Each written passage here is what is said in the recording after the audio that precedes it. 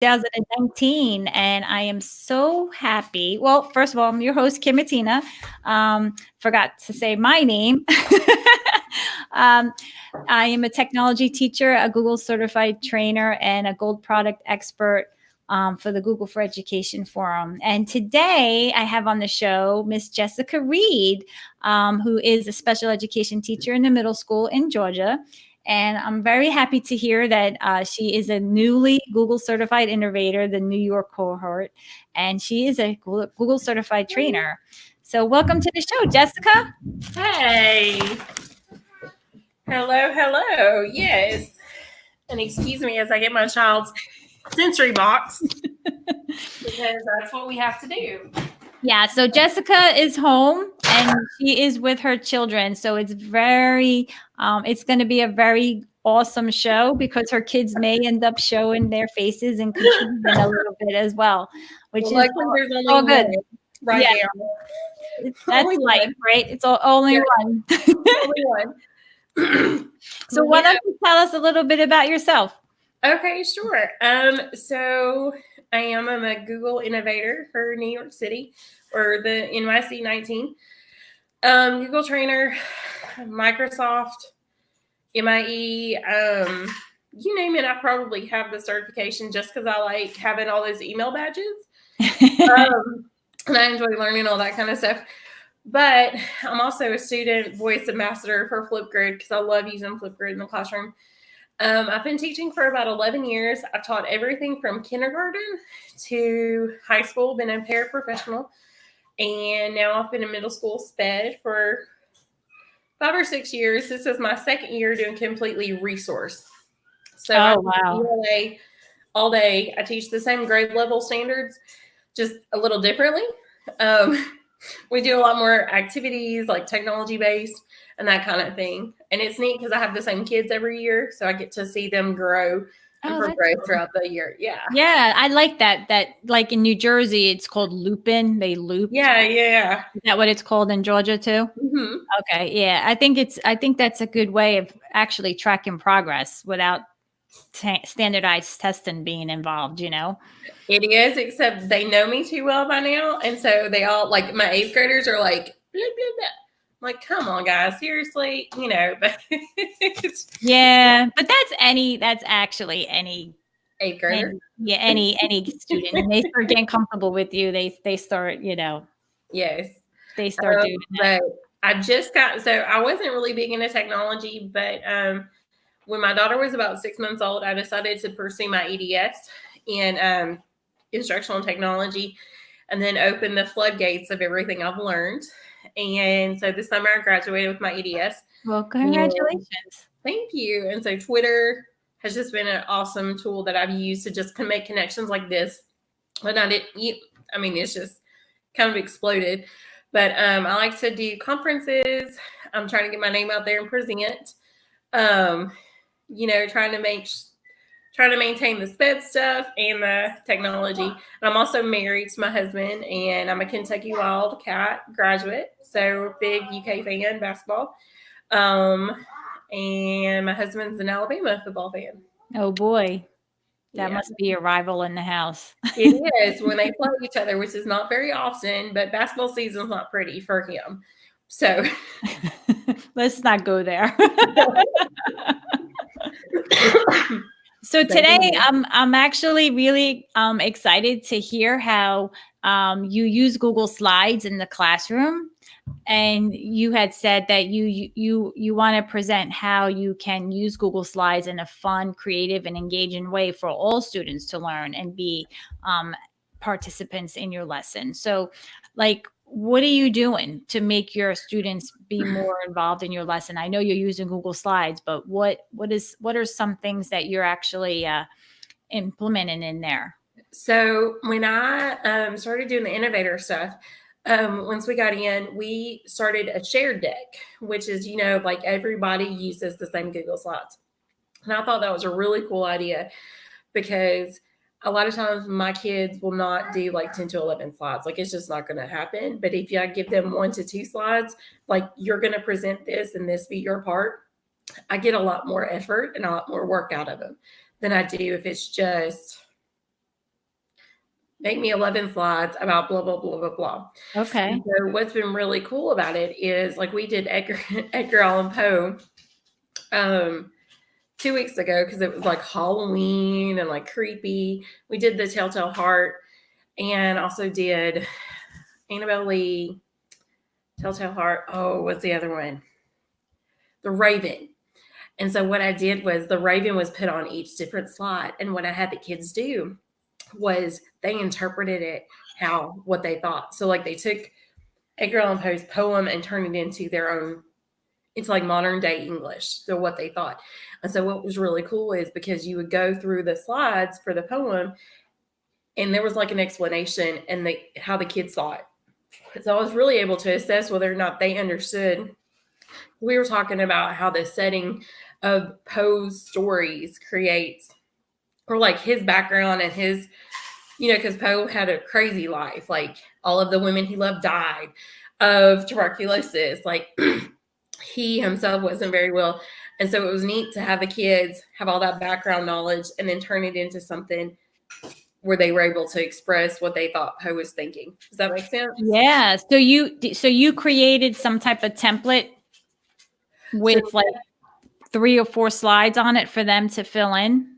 Well, no, what I actually did was one of my other 8th grade English teachers that I work with, she's actually one of my co-teachers from last year. She had just taken each of the stanzas and put it on a different slide, and I just kind of tweaked it for my kids a little bit more. Instead of just saying, interpret this, we kind of went the step beyond, if that makes sense. What did she put on the slides? The standards, you said? The stanza. I'm sorry. Oh, what is that? Like just the part of the poem. Oh, okay. I'm thinking standards, like state standards. No, the stanza. No. That would be cool though to see if the kids could interpret what they think the standard means. Oh yeah, that's true. Then you can target the standard according to what you're doing with the poem, right? Yes. But I really like the effort that it takes for them to have a collaborative project because it makes the kids work together with each other. But now on the flip side, I tried it today on Google Docs where like everybody had their own font color. And we were just kind of coming up with a theme from like, we watched a couple of different movie previews.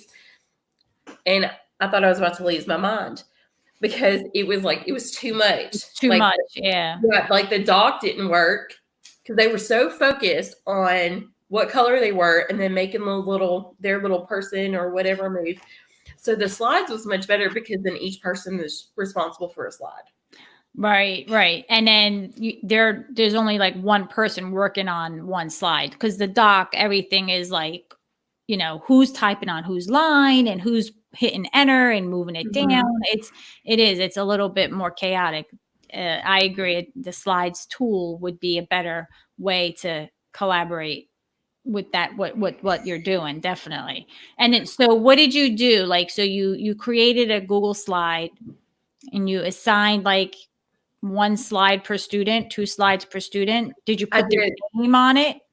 Well, what I did was I have a board where they have their their learning expectation, like their essential question that they're going to be answering throughout our whole thing, like an agenda and like their lesson, like I can statement. And underneath it, I had each of the kids' names and they were assigned 2 different slides. So they might be assigned like stanza 1 and then stanza 12. So they're not even like the same side by side. So they actually have to kind of read the entire poem to get to that stanza, and then they can interpret what they think that one means. Does that make sense? Oh, okay. And then so you did. To me, it sounds like you created like a template. Yeah, I mean, essentially, right. And then, so how did you get that template out there? Like, what did you use to get the students to have access to that template? So we're a Google school, so I use Google Classroom and just specifically for put it in their Google Classroom, which is where everything goes. Yeah, that's your classroom hub, right? Yes, and I didn't realize this is the first year I've actually like organized all my stuff, like based off of topics. Makes my life so much easier. I don't know what I was doing last year. It was all like mishmash. Yeah. I try to tell people the same thing, like use topics when you're in Google Classroom. It organizes it better and the students can find things much better, and tell them to go right to the classwork page and everything is listed right there, you know? So yeah, I agree. But that's great. And then so when the kids actually started using the Google Slides template for your poem, how was their transition into working into that workspace? Was it, easy for them, hard? Like, did they have a hard time keeping track of what they were doing? Well, so now we're talking about kids that, I mean, they're middle school, so like their attention spans like that long, that big. Yep. So with them, we use Google Slides and Google Docs. Like this is like our second or third year having Chromebooks and that expectation. So the kids are pretty quick with it and they're able to get onto it and start to work. The struggle was having them read Poe's standard and interpret it. Like that's where they were like, what does this mean? And I said, well, what do you think? Like in that we had those conversations like, well, what do you think it means? Right. Now, what did you have them put in the body of the template? Like their interpretation? Did you use the entire slide? I did. They like it would be set up with the two.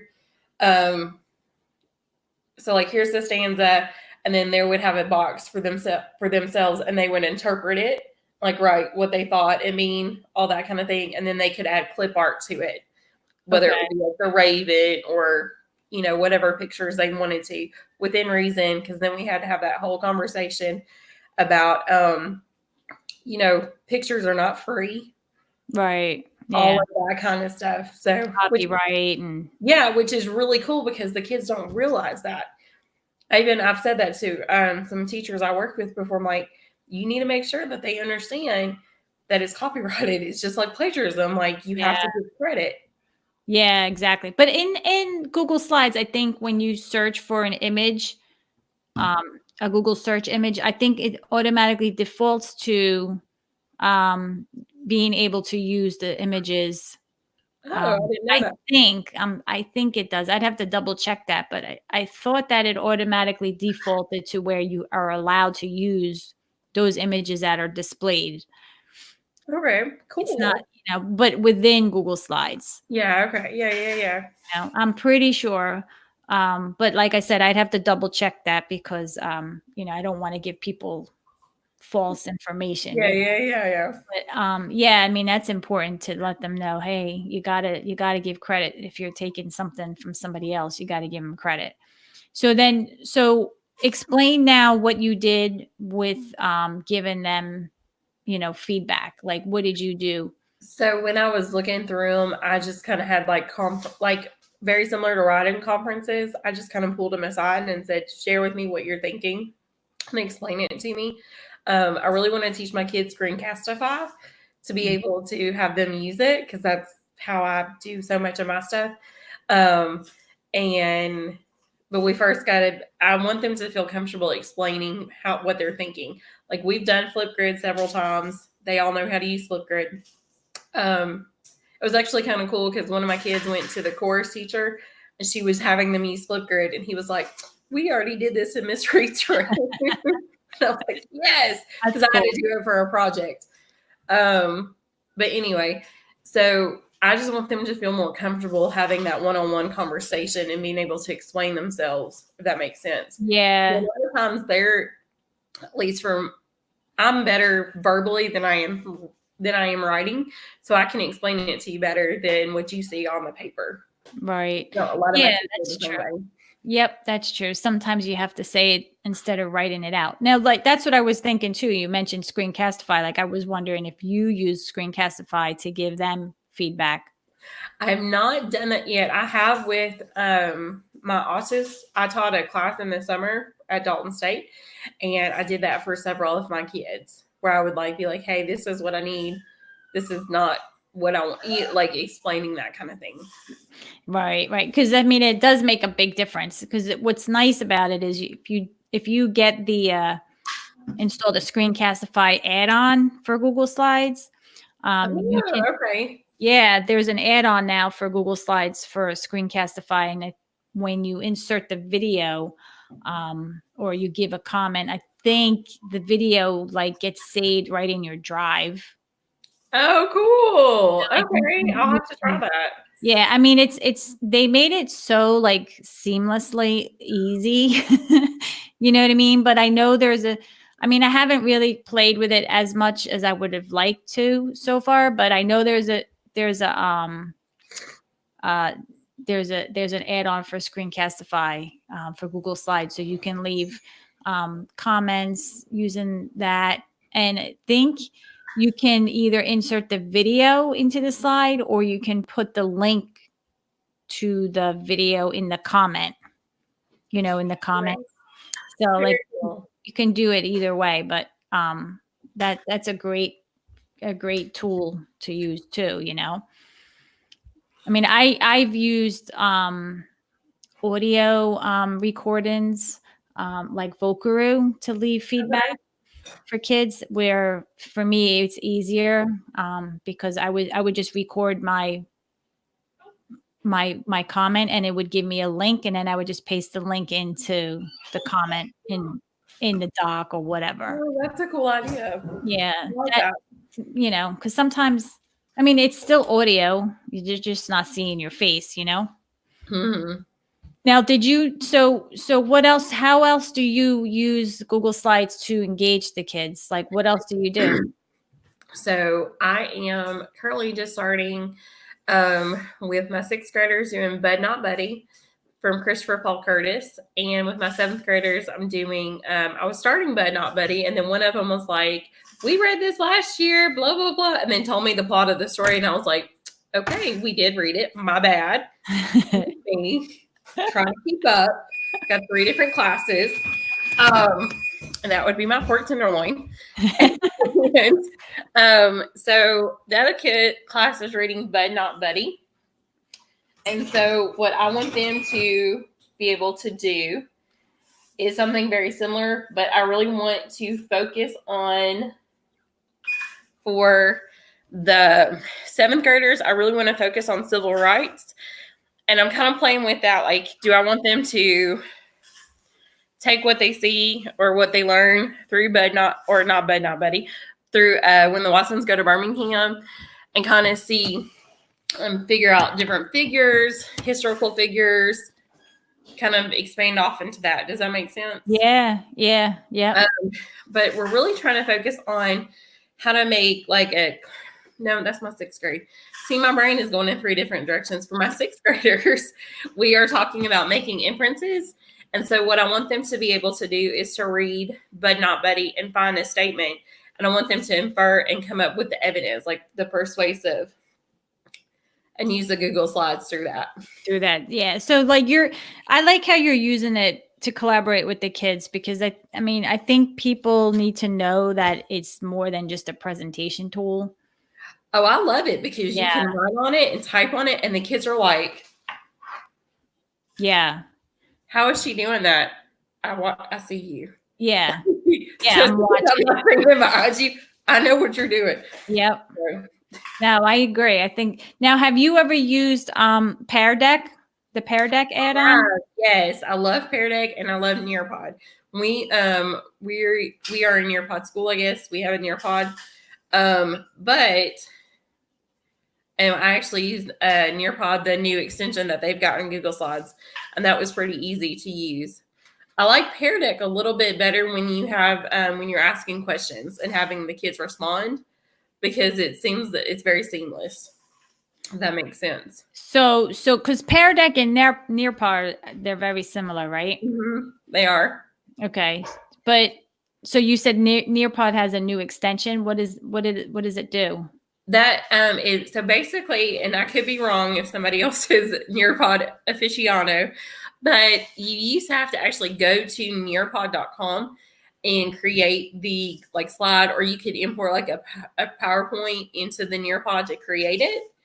And now you can just use the extension. So you would still create your slideshow in Google Classroom, and when you're finished, it would take you to Nearpod, and you could add the extension activities you wanted to. that Nearpod hosts. Like Nearpod's got field trips that you can do.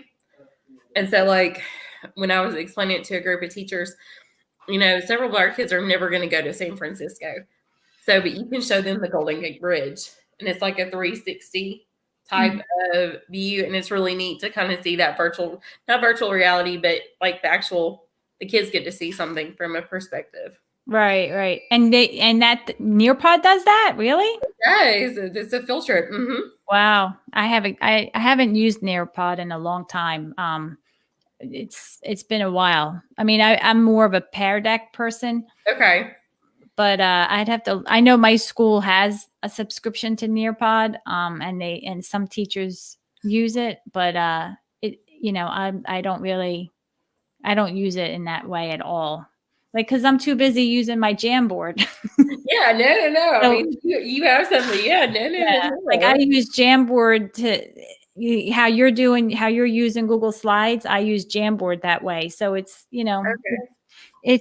it doesn't matter what tool you use as long as you're delivering the content the way you want it and that the kids are learning. That's the most important thing. All these tools, it's just, which one do you feel more comfortable using and implementing it? But it's really, really the content, Mm-hmm. And sometimes I don't think I can, but then when they remind me of what Bud Not Buddy was, I was like, oh, okay, so maybe you were paying attention. You are paying attention. That's right. Like, okay. Sorry. Okay, good. Glad somebody, that's a good thing. Yeah, exactly. That's funny.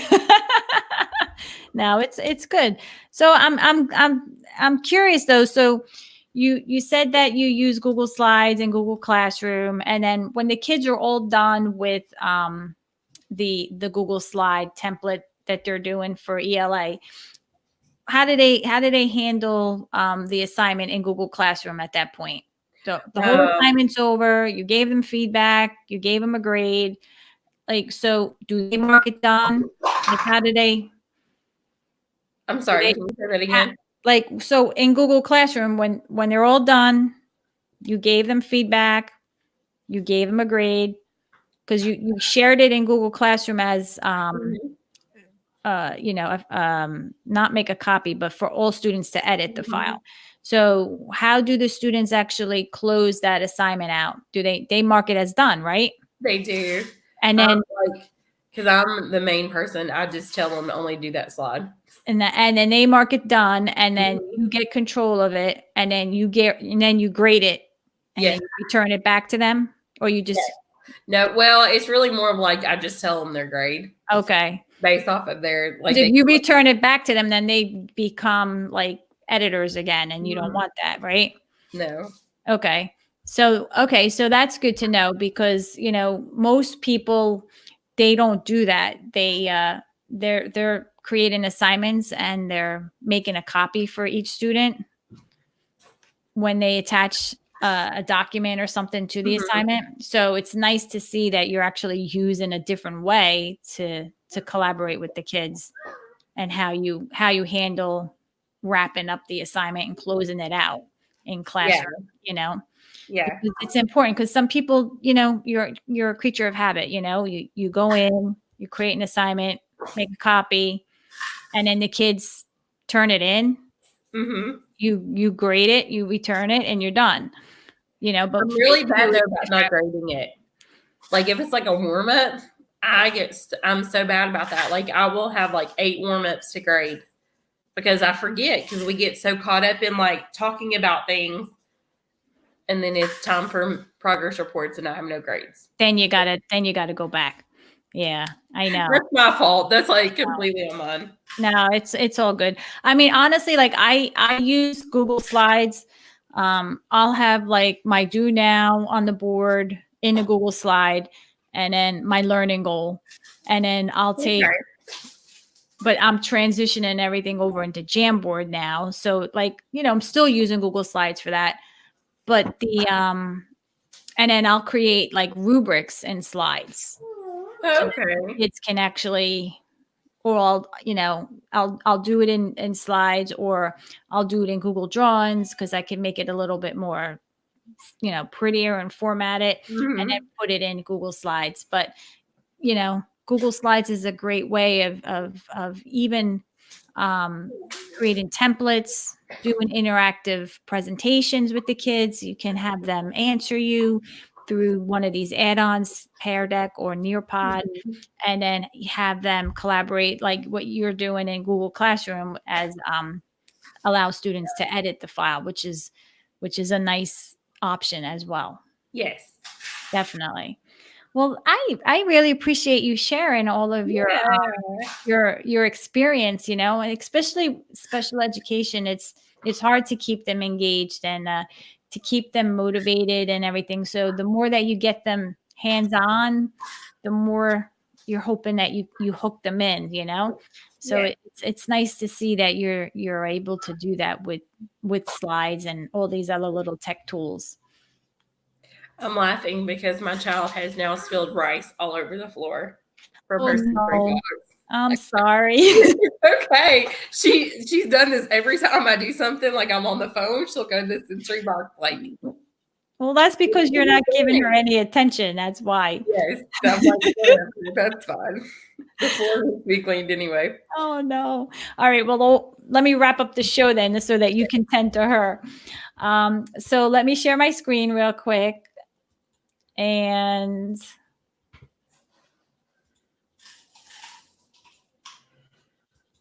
can you see my screen? Yes.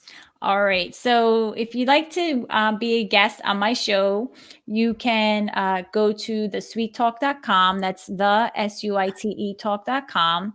And you can scroll down on the homepage and you can actually subscribe to my YouTube channel, join my Facebook group, subscribe to my newsletter, and also find the Sweet Talk on Spotify, Podbean, Apple Podcasts, Google Play Music, and Google Podcasts. And if you'd like to be a guest on the show, you can simply fill out the guest form and I will get back to you as soon as I can. Right now, I'm scheduling for next year, next February in March. You can also see the schedule of who's going to be on the show, and any trending episodes are listed here on the homepage. If you go to the episode and podcast list, you'll see all of the past episodes here as well. And this one's for you, Jessica. If you go to my website and there's a link here for idea board for Jamboard, Okay, awesome. you can check this out. This is just a different, if you're using Jamboard, please share your idea here in my resource. So you can see here, I have all of these different ideas that I worked on with a couple of other people. And I give different examples here. I also give a presentation, which is Google Slides, and Mhm. I go over like what the learning goal is, what it promotes, and what grades you can use it in, how teachers can use it, how students can use it, and different examples. So check this out because you may be able to borrow Yeah. and tweak it. And then I will definitely send you my Jamboard Wakelet collection as well. And you can check that out and get more familiar with it. But yeah, definitely check out this link on my website. It'll definitely help you and get you more familiar Yeah, with it. I'm excited. That's awesome. Thank you. You're welcome. No problem. And that's it. So let me stop my sharing my screen. Okay, I'm back. All right. Well, thanks for being on. I really appreciate it. It was so Yeah. nice to meet you, and I wish you all the luck with your Google Innovator project this year. I'll be looking forward to reading about it and hearing Thank about it. you. And well, good luck, and I will talk to you soon. I will be in touch. Okay, awesome. Thank All right. you. Talk to you later. Bye.